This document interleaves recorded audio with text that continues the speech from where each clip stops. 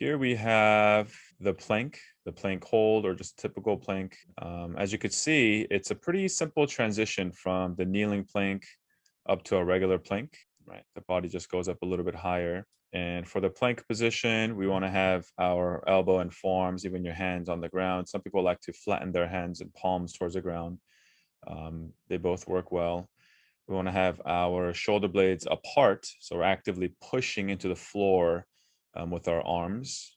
Obviously, we want to have the muscles in your lower back, the side, and your abs engaged slightly. Feet are together, legs nice and straight. You could engage your glutes and squeeze your legs together, which will give you a nice challenge in your core, the midsection, the midline. Also, in the plank position, you want to be able to breathe, have some deep breaths. So we don't want to hold this position and hold your breath the whole time. Obviously, if you're holding your breath, you can't hold it as long as your musculature and your body would be able to. So find a position in your shoulders and in your back and midsection too, where you are active and holding your body up in this plank position, but you are still able to take some deep breaths along the way. So if you get a little tired, I would much rather you raise up your glutes and your hips a little bit higher to hold the position until your time is up, rather than letting your hips sack down, which is going to make your lower back arch and potentially put a little bit too much pressure in your lower back.